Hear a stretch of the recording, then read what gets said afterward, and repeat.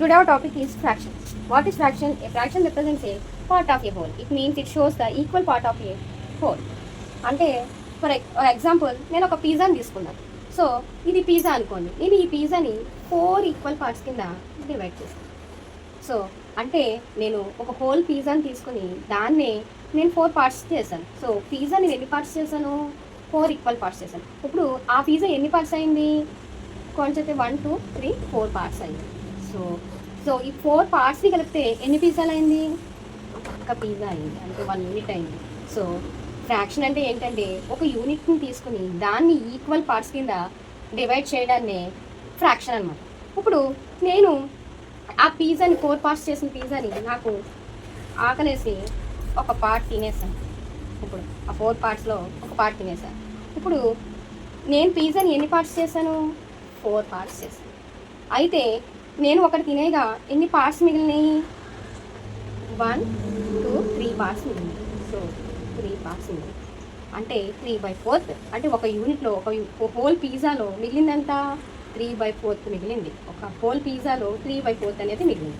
మరి నేను తిన్న పార్ట్ ఎంత అంటే నేను ఒక హోల్ పిజ్జాని నేను 4 పార్ట్స్ చేశాను.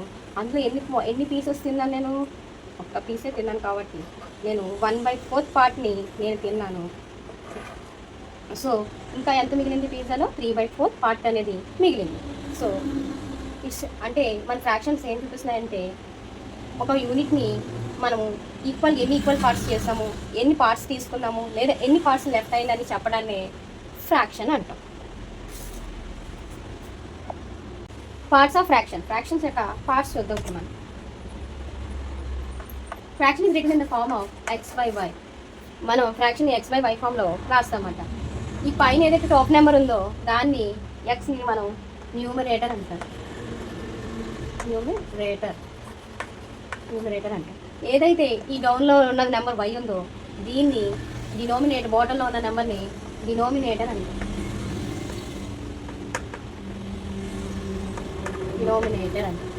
ఏదైతే ఈ ఎక్స్కి వైకి మధ్యలో బార్ ఉందో దాన్ని ఫ్రాక్షన్ బార్ అంటారు. ఏమంటాం? ఫ్రాక్షన్ బార్ అంటారు. పైన ఉన్న నెంబర్ని ఏమో న్యూమరేటర్ అంటాం, కింద ఉన్న నెంబర్ డినామినేటర్ అంటాం, ఈ మధ్యలో ఏదైతే బార్ ఉంటుందని ఫ్రాక్షన్ బార్ అంటాం. y is not equal to 0. y అనేది 0కి ఈక్వల్ కాకూడదు. ఎందుకంటే మనం 0తో ఏదైనా డివిజన్ చేస్తే దాన్ని మనం ఆన్సర్ని డిఫైన్ చేయలేము. అందుకోసమే ఎప్పుడు కూడా y అనేది అంటే డినామినేటర్ అనేది 0 అవ్వకూడదు.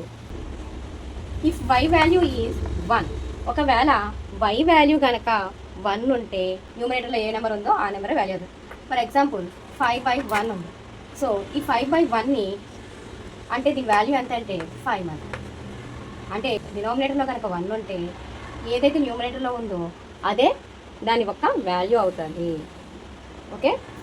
ఒకవేళ x వాల్యూ 0 అయితే అంటే ఫర్ ఎగ్జాంపుల్ 0/2 ఉంది. సో దీని వాల్యూ కూడా 0 అవుతుంది. x వాల్యూ 0 అయితే ఆ ఫ్రాక్షన్ యొక్క వాల్యూ అంతా 0. సో y అనేది 0కి ఈక్వల్ అవ్వకూడదు. అలాగే y అనేది 1 అయితే దాని వాల్యూ ఏదైతే న్యూమరేటర్లో ఉందో అదే దాని యొక్క వాల్యూ. x వాల్యూ 0 అయితే ద ఫ్రాక్షన్ యొక్క వాల్యూ ఎంత అంటే 0. Fractions are also called as rational numbers. ఫ్రాక్షన్స్ని రేషనల్ నెంబర్స్ అని కూడా అంటాం. ఎందుకంటే రేషనల్ నెంబర్స్ ఎలా ఉండాలి? It is in the form of p/q ఫామ్లో ఉండాలి. సో ఇవి కూడా p/q ఫామ్లో ఉన్నాయి కదా ఈ ఫ్రాక్షన్ కూడా. And p and q are integers అయ్యి ఉండాలి. p and q అనేది ఇంటీజర్స్ ఉండాలి. సో మనం అన్నీ కూడా ఇంటీజర్స్ యొక్క నెంబర్స్ యూస్ చేస్తాం. Next q is not equal to 0 అంటే q అనేది 0కి ఈక్వల్ అవ్వకూడదు. మరి మన డినామినేటర్ 0కి ఈక్వల్ అవ్వకూడదని మన ఫ్రాక్షన్ యొక్క రూల్. సో ఇది ఎలా ఉంది? మనకి రేషనల్ నెంబర్లా ఉంది కాబట్టి ఫ్రాక్షన్స్ అన్నీ కూడా rational numbers. All fractions are rational numbers. Fractions of shapes. ఇప్పుడు ఈ షేప్స్కి మనం ఫ్రాక్షన్స్ రాద్దాం. ఇక్కడ కొన్ని షేప్స్కి మనం ఇన్ని ఈక్వల్ పార్ట్స్ కింద చేసాం. ఈ సర్కిల్స్ అన్నింటిని కూడా ఈక్వల్ పార్ట్స్ కింద చేసి షేడ్స్ చేసాం. సో వీటికి మనం ఫ్రాక్షన్ రాయాలి. అయితే ఎప్పుడు కూడా డినోమినేటర్లో మనం ఎప్పుడు కూడా ఎన్ని పార్ట్స్ చేసామో రాయాలి. న్యూమరేటర్లో ఎప్పుడు కూడా ఎన్ని పార్ట్స్ని షేడ్ చేసామో అవి రాయాలి. సో అది ఏ ఫామ్లో ఉండాలి? p/q ఫామ్లో ఉండాలి. సో ఇప్పుడు మనం ఫస్ట్ దానికి ఫ్రాక్షన్ రాద్దాం. ఇది ఎన్ని పార్ట్స్ చేసాం? 2 పార్ట్స్ చేసాం. సో ఎన్ని షేడ్ చేసాం? 1 షేడ్ చేసాం. అంటే దీని యొక్క ఫ్రాక్షన్ ఏంటి? 1/2 లేదా హాఫ్ అని కూడా అనొచ్చు. 1/2 ఆర్ హాఫ్. పైన ఎప్పుడు కూడా రీడ్ చేసేటప్పుడు నెంబర్స్ కింద రీడ్ చేయాలి, కింద డినోమినేటర్స్ని ఎప్పుడు కూడా కోఆర్డినేట్స్లో రీడ్ చేయాలి. సో 1/2 లేదా హాఫ్, అంటే సగం ఉంది కాబట్టి హాఫ్ అని అనొచ్చు. ఇక్కడ ఎన్ని ఈక్వల్ పార్ట్స్ చేసాం? 3 ఈక్వల్ పార్ట్స్ చేసాం. ఎన్ని షేడ్ చేసాం? 2 షేడ్ చేసాం. 1 2. సో దీని యొక్క ఫ్రాక్షన్ ఏంటి? 2/3. ఏంటి? 2/3. ఈ ఫ్రాక్షన్ ఎలా రీడ్ చేయాలి? 2/3 అని రీడ్ చేయాలి. సో దీనికి ఎన్ని పార్ట్స్ చేసాం? 4 చేసాం. ఎన్ని షేడ్ చేసాం? 2 చేసాం. అంటే ఈ ఫ్రాక్షన్ ఏంటి? 2/4. ఇక్కడ ఎన్ని డివైడ్ చేసాం? ఎన్ని ఈక్వల్ పార్ట్స్ చేసాం? 1 2 3 4 5 6 7 8 చేసాం. ఎన్ని షేడ్ చేసాం? 1 2 3 4 8 చేసాం. దీని వాల్యూ ఎంత? 4/8. ఇక్కడ దీని వాల్యూ ఎన్ని చేసాం? ఎన్ని పార్ట్స్ చేసాం? 2 పార్ట్స్ చేసాం. ఎన్ని షేడ్ చేస్తున్నాయి? 1 చేస్తుంటాయి. 1/2 ఆర్ హాఫ్. ఇక్కడ ఎన్ని పార్ట్స్ చేసాము? 1 2 3 4 5 6 7 8 పార్ట్స్ చేసాం. ఎన్ని షేడ్ చేసాం? 1 2 3 4 షేడ్ చేసాం. 4/8.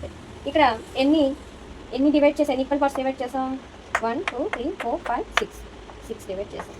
ఎన్ని షేడ్ చేసాం? 1 2 3 4 5 షేడ్ చేసాం. అంటే 5/6. ఇప్పుడు ఈ రెండింటికి చెప్పండి.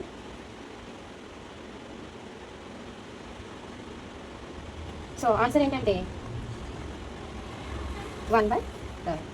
ఇది ఎన్ని పార్ట్స్ చేసాం? 1 2 3 4 5 6 7 8 పార్ట్స్ చేసాం. ఎన్ని షేడ్ చేసాం? 1 2 2/8. Fractions right in words. మన ఫ్రాక్షన్స్ని వర్డ్స్లో ఎలా రాయాలో మనం ఇప్పుడు చూద్దాం. ఎప్పుడు కూడా న్యూమరేటర్ని నెంబర్స్లో రాయాలి, డినోమినేటర్స్ని కోఆర్డినేట్స్లో రాయాలి. కోఆర్డినేట్స్ అంటే ఏంటి? 1st 2nd 3rd 4th 5th 6th 7th 8th వాటిని కోఆర్డినేట్స్ అంటారు. నెంబర్స్ అంటే 1 2 3 4 5 6 అన్నిటిని నెంబర్స్ అంటారు. సో ఎప్పుడైనా మనం ఫ్రాక్షన్ రాసినప్పుడు న్యూమరేటర్ని ఏమో నెంబర్స్లోను, డినోమినేటర్ని కోఆర్డినేట్స్లోను రాయాలి, అలాగే రీడ్ కూడా చేయాలి. సో ఇదేంటిది? 1 సెకండ్. దీన్నే 1లో హాఫ్ కాబట్టి సెకండ్ 1/2 అంటే ఏంటి? 1/2 అంటే ఏంటి? 1లో హాఫ్ కాబట్టి దీన్ని హాఫ్ అని కూడా రాయచ్చు. హాఫ్ అనొచ్చు, లేదా దీన్ని 1 సెకండ్ అని కూడా రాయచ్చు. ఇదేంటి? 1/3. సో ఇలా కోఆర్డినేట్స్ రాయాలి కాబట్టి డినోమినేటర్ కోఆర్డినేట్స్ రాయాలి కాబట్టి 1/3. దీన్ని ఎలా చదవాలి? 1/3. 1/3 అని చదవాలి. 1/3. సో మనం ఎలా రాస్తాం? 1/3. ఇదేంటి? 2/4. ఇదేంటి? 2/4. సో 2/4. 4 5/6. 5/6. సో 5/6. దీనికి చెప్పండి. ఇప్పుడు దీన్ని ఎలా రాయొచ్చు? 7/8ని ఎలా రీడ్ చేస్తాం? 7/8ని 7/8 ఎలా రీడ్ చేస్తాం? 7/8. సో ఎలా రాయాలి? 7/8.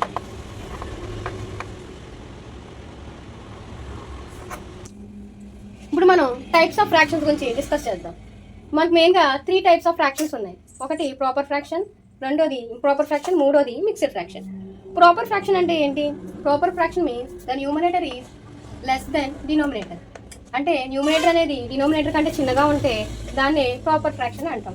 For example 2/4, 6/8, 9/3. సో మనం ఈ ఎగ్జాంపుల్స్ని అబ్జర్వ్ చేసినట్లయితే న్యూమరేటర్ కంటే పెద్దగా ఉంది, డినోమినేటర్ కంటే చిన్నగా ఉంది. సో డినోమినేటర్ కంటే చిన్నగా ఉంటే దాన్ని ప్రాపర్ ఫ్రాక్షన్స్ అంటాం. The value of the proper fraction is less than 1. ఏదైనా ఒక ప్రాపర్ ఫ్రాక్షన్ తీసుకుంటే దాని యొక్క వాల్యూ ఎప్పుడు కూడా 1 కంటే కూడా తక్కువగా ఉంటుంది. ఫర్ ఎగ్జాంపుల్ ఇప్పుడు 2/4 తీసుకుందాం. ఇప్పుడు 2/4 అంటే ఏంటి? ఏదైనా ఒక దాన్ని 4 పార్ట్స్ చేస్తే దాంట్లో 2 పార్ట్స్ అనే దాన్ని తీసేస్తే ఇక్కడ ఎంత ఉంది? 2/4 ఉంది. సో ఇప్పుడు ఈ 2/4 ఫుల్గా ఉందా, హోల్గా ఉందా? లేదు. దీంట్లో సగం అనేది లేదు, ఇక హాఫ్ మాత్రమే ఉంది. కాబట్టి ఇది 1 కంటే కూడా వాల్యూ తక్కువగా ఉంది. సో ఎప్పుడు కూడా ప్రాపర్ ఫ్రాక్షన్స్ అనేవి వాల్యూ ఎప్పుడు కూడా 1 కంటే కూడా తక్కువగా ఉంటుంది. Improper fraction means numerator is greater than denominator. ఇక్కడ n అంటే న్యూమరేటర్, d అంటే డినామినేటర్. సో ఇక్కడ ఇంప్రాపర్ ఫ్రాక్షన్లో న్యూమరేటర్ అనేది డినామినేటర్ కంటే కూడా పెద్దగా ఉంటుంది. For example 4/2, 6/4, 9/3. ఇక్కడ అబ్జర్వ్ చేసినట్లయితే చూడండి, ఇక్కడ డినామినేటర్ అనేది న్యూమరేటర్ కంటే కూడా చిన్నగా ఉన్నాయి, ఇక్కడ న్యూమరేటర్ డినామినేటర్ కంటే కూడా పెద్దగా ఉన్నాయి. సో వీటిని ఇంప్రాపర్ ఫ్రాక్షన్ అంటారు. The value of the improper fraction is greater than or equal to 1. అంటే ఎప్పుడైనా ఒక ఇంప్రాపర్ ఫ్రాక్షన్ తీసుకుంటే అది 1కి ఈక్వల్గా అయినా ఉంటుంది దాని వాల్యూ, లేదా 1 కంటే ఎక్కువగానే ఉంటుంది. ఫర్ ఎగ్జాంపుల్ ఇక్కడ 4/2 తీసుకుందాం. అంటే మనం ఇక్కడ ఒకదాన్ని 2 పార్ట్స్ చేస్తాం. అయితే ఇక్కడ ఎన్ని పార్ట్స్ ఉన్నాయి? 4 పార్ట్స్ ఉన్నాయి. ఇక్కడ మనకు 2 పార్ట్స్ ఉన్నాయి. మళ్ళీ ఇంకొక దాన్ని తీసుకొని దాన్ని మళ్ళీ 4 పార్ట్స్ చేస్తాం. ఇప్పుడు ఎన్ని అయినాయి పార్ట్స్? 1, 2, 3, 4 అయినాయి. ఇక్కడ మనం ఇక్కడ చూసినట్లయితే మనకి ఎన్ని యూనిట్స్ ఉన్నాయి? ఇక్కడ ఒక యూనిట్ ఉంది, ఇక్కడ ఒక యూనిట్ ఉంది, అంటే 2 యూనిట్స్ ఉన్నాయి. ఇవన్నీ కూడా అంటే 1 కంటే కూడా ఇది ఎక్కువగా ఉంది కదా దీని వాల్యూ. అంటే 4/2 అనేది వాల్యూ 1 కంటే కూడా గ్రేటర్గా ఉంది. సో ఇంప్రాపర్ ఫ్రాక్షన్ అనేది ఏంటంటే దాని వాల్యూ 1 కంటే లేదా 1కి సమానంగా అయినా 1 కంటే ఎక్కువగా అయినా ఉంటుంది అనమాట. Next is mixed fraction. Mixed fraction means whole number plus fraction. ఈ మిక్స్డ్ ఫ్రాక్షన్ అంటే ఏంటంటే హోల్ నెంబర్స్ అలాగే ఫ్రాక్షన్స్ని కలిపి ఉండడాన్ని మిక్స్డ్ ఫ్రాక్షన్ అంటాం. For example 3 1/2, 4 1/2. ఇక్కడ హోల్ నెంబర్ ఉంది అలాగే ఫ్రాక్షన్ ఉంది కాబట్టి దీన్ని మిక్స్డ్ ఫ్రాక్షన్ అని అంటాం. The value of the mixed fraction is always greater than 1. దాని వాల్యూ ఏంటంటే మిక్స్డ్ ఫ్రాక్షన్ యొక్క వాల్యూ ఎప్పుడు కూడా 1 కంటే ఎక్కువగా ఉంటుంది. ఫర్ ఎగ్జాంపుల్ ఇక్కడ 3 1/2 ఉంది. అంటే ఇక్కడ అర్థం ఏంటి? అంటే 3 యూనిట్స్ ఫుల్గా ఉన్నాయి. 3 యూనిట్స్ ఫుల్గా ఉండి ఇంకొక యూనిట్ హాఫే ఉంది. అంటే ఇది 1 కంటే ఎక్కువ ఉందా లేదా? 1 కంటే ఎక్కువగా ఉంది. సో ఎప్పుడు కూడా మిక్స్డ్ ఫ్రాక్షన్స్ అనేవి దాని వాల్యూ ఎప్పుడు కూడా గ్రేటర్ దెన్ 1 కంటే కూడా ఎక్కువగా ఉంటుంది. ప్రాపర్ ఫ్రాక్షన్ యొక్క వాల్యూ 1 కంటే తక్కువగా ఉంటుంది. ఇంప్రాపర్ యొక్క ఫ్రాక్షన్ యొక్క వాల్యూ మనకి సమానంగానే ఉంటుంది లేదా ఎక్కువగానే ఉంటుంది. మిక్స్డ్ ఫ్రాక్షన్ యొక్క వాల్యూ ఎప్పుడు కూడా 1 కంటే కూడా ఎక్కువగానే ఉంటుంది అన్నమాట. మనం ఫ్రాక్షన్స్ 3 టైప్స్ కింద మెయిన్గా డివైడ్ అయిందని చెప్పుకున్నాం. ఏంటో ఈ proper fraction, improper fraction, mixed fraction. వాటిని యొక్క న్యూమరేటర్ డినోమినేటర్ అలాగే ఫ్రాక్షన్ యొక్క వాల్యూని బట్టి వాటిని సబ్ టైప్స్ కింద ఫ్రాక్షన్స్ డివైడ్ చేయడం అనేది జరిగింది. అందులో first one is liked fraction. Liked fraction అంటే ఏంటంటే ఏవైనా 2 ఫ్రాక్షన్స్ కానీ లేదా అంతకన్నా ఎక్కువ ఫ్రాక్షన్స్ తీసుకుంటే వాటి యొక్క డినోమినేటర్స్ అనేవి సేమ్ ఉంటే వాటిని లైక్డ్ ఫ్రాక్షన్స్ అంటారు. For example 2/13, 3/13, 6/13, 9/13. ఇక్కడ 4 ఫ్రాక్షన్స్ తీసుకున్నాం. ఈ 4 ఫ్రాక్షన్స్ని మనం చూసినట్లయితే అబ్జర్వ్ చేసినట్లయితే ఇక్కడ డినోమినేటర్స్ అనేవి అన్నీ కూడా సేమ్గా ఉన్నాయి. సో ఏవైతే డినోమినేటర్స్ సేమ్గా ఉంటాయో వాటిని లైక్డ్ ఫ్రాక్షన్స్ అంటారు. Next one is unliked fractions. Unliked fractions అంటే ఏంటంటే రెండు ఫ్రాక్షన్స్ కానీ లేదా అంతకన్నా ఎక్కువ ఫ్రాక్షన్స్ తీసుకున్నప్పుడు వాటి డినోమినేటర్స్ అన్నీ కూడా డిఫరెంట్గా ఉంటాయని అన్లైక్డ్ ఫ్రాక్షన్స్ అని అంటాం. ఎగ్జాంపుల్ 2/4, 6/8, 9/3, 7/4. ఇక్కడ ఈ 4 ఫ్రాక్షన్స్ని అబ్జర్వ్ చేసినట్లయితే ఇక్కడ డినోమినేటర్స్ అన్నీ కూడా ఒకదానికొకటి సంబంధం లేకుండా డిఫరెంట్గా ఉన్నాయి కాబట్టి వీటిని అన్లైక్డ్ ఫ్రాక్షన్స్ అని అంటాము. Next one is equivalent fraction. Equivalent fraction అంటే ఏంటంటే ఏమైనా 2 ఫ్రాక్షన్స్ తీసుకుంటే ఆ 2 ఫ్రాక్షన్స్ వాల్యూ అనేది సేమ్గా ఉంటాయి. బేస్డ్ ఆన్ దేర్ వాల్యూస్ ఆ వాల్యూని బట్టి వాటిని ఈక్వలెంట్ ఫ్రాక్షన్ అంటారన్నమాట. ఫర్ ఎగ్జాంపుల్ నాకు ఒక పిజ్జా తీసుకున్నాను. ఆ పిజ్జా నేను 4 పార్ట్స్ కింద చేసి అందులో ఒక పార్ట్ తినేస్తే ఇంకెన్ని పార్ట్స్ ఉంటాయి? 2/4. సో ఇంకొక పిజ్జా సేమ్ సైజ్ పిజ్జాని తీసుకున్నాను. ఆ పిజ్జాని ఈసారి 8 పార్ట్స్ చేశాను. నేను ఏం చేశాను? 8 పార్ట్స్ చేశాను. ఈసారి 4 పార్ట్స్ తిన్నాను. ఏం తిన్నాను? 4 పార్ట్స్ తిన్నాను. అంటే ఇంకెంత పిజ్జా మిగిలింది? 4/8 పార్ట్ మిగిలింది. సో ఇప్పుడు నేను ఈ పిజ్జాలో నేను హాఫ్ పిజ్జా తినేసాను. దీన్ని సింప్లిఫై చేసి చూస్తే మీకు ఈజీగా తెలిసిపోతుంది. 2 1 2 2 2 4 అంటే 1/2. 1/2 అంటే ఏంటి? ఇంకా మిగిలింది హాఫ్ మిగిలింది. చూడండి నేను హాఫ్ పిజ్జాని తినేసాను. ఆల్రెడీ హాఫ్ పిజ్జాని తినేసాను. ఇక్కడ కూడా మనం అబ్జర్వ్ చేసినట్లయితే ఇక్కడ నేను 4 పార్ట్స్ తిన్నాను 8 పార్ట్స్లో. సో ఇక్కడ ఆల్మోస్ట్ ఇక్కడ కూడా నేను హాఫ్ పిజ్జా తినేసాను. అంటే 4 1 4 4 2 8. సో 1.5 ఇంకా ఎంత ఉంది? హాఫ్ పిజ్జా ఉంది. నేను హాఫ్ పిజ్జా తినేసాను, హాఫ్ పిజ్జా ఉంది. So 2/4 is equivalent to the 4/8. అంటే ఇప్పుడు ఇక్కడ ఫ్రాక్షన్స్ నెంబర్స్ డిఫరెంట్ ఫ్రాక్షన్స్ ఉన్నా కూడా ఈ రెండిట్ల వాల్యూ ఏంటి? సేమే. ఇక్కడ హాఫ్ మిగిలింది, ఇక్కడ హాఫే మిగిలింది. కానీ నెంబర్స్ అనేవి డిఫరెంట్గా ఉన్నాయి కానీ దీని వాల్యూని మనం క్యాలిక్యులేట్ చేస్తే అవన్నీ కూడా సేమ్గా ఉంటాయి. అలాంటి వీటిని ఈక్వలెంట్ ఫ్రాక్షన్స్ అంటమాట. Next one is complex fraction. Complex fraction అంటే ఏంటంటే న్యూమరేటర్లో కానీ లేదా డినామినేటర్లో కానీ లేదా బోత్ న్యూమరేటర్ డినామినేటర్లో కూడా ఫ్రాక్షన్సే ఉంటాయి. దాన్నే కాంప్లెక్స్ ఫ్రాక్షన్ అంటారు. ఫర్ ఎగ్జాంపుల్ ఇప్పుడు 7/8/9/3 ఇక్కడ చూడండి, న్యూమరేటర్లోనూ ఫ్రాక్షన్ ఉంది, డినామినేటర్లోనూ ఫ్రాక్షన్ ఉంది. సో అటువంటి వీటిని కాంప్లెక్స్ ఫ్రాక్షన్స్ అంటారు. ఒక్కొక్కసారి న్యూమరేటర్లోనే ఫ్రాక్షన్ ఉంటుంది, లేదా ఒక్కోసారి డినామినేటర్లో మాత్రమే ఫ్రాక్షన్ ఉంటుంది, లేదా రెండింటిలో కూడా ఇలాగా ఫ్రాక్షన్ ఉంటే వాటిని కాంప్లెక్స్ ఫ్రాక్షన్స్ అని అంటారు.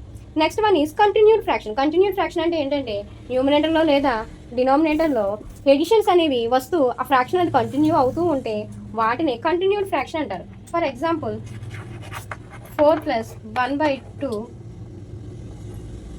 3 ప్లస్ మళ్ళా 4/8 చూడండి 5+. ఇక్కడ ఎడిషన్ అనేది కంటిన్యూ అవుతూ ఉంది, చూసారా? ఇలాంటి ఫ్రాక్షన్స్ అన్నిటిని కూడా కంటిన్యూడ్ ఫ్రాక్షన్స్ అంటారు. Next one is reciprocal fraction. Reciprocal fraction అంటే ఏంటంటే న్యూమరేటర్ డినామినేటర్ యొక్క వాల్యూస్ని ఇంటర్చేంజ్ చేసినప్పుడు కొత్త ఫ్రాక్షన్ అనేది ఫామ్ అవుతుంది. వాటినే రెసిప్రోకల్ ఫ్రాక్షన్ అంటాం. ఫర్ ఎగ్జాంపుల్ 9/3 ఉంది, ఒక ఫ్రాక్షన్ ఉంది. దీన్ని న్యూమరేటర్ని మనము రెసిప్రోకల్ చేద్దాం, అంటే ఇంటర్చేంజ్ చేద్దాం. సో ఇక్కడ డినామినేటర్లో ఉన్న 3ని న్యూమరేటర్లో రాశాను, అలాగే న్యూమరేటర్లో ఉన్న 9ని డినామినేటర్లో రాశాను. సో ఇప్పుడు కొత్త ఫ్రాక్షన్ అనేది ఫామ్ అయింది 3/9. సో ఈ ఫ్రాక్షన్ని రెసిప్రోకల్ ఫ్రాక్షన్ అంటారు. అంటే న్యూమరేటర్ యొక్క వాల్యూస్ని ఇంటర్చేంజ్ చేసినప్పుడు వచ్చేదాన్ని కొత్త ఫ్రాక్షన్ని రెసిప్రోకల్ ఫ్రాక్షన్ అంటారు.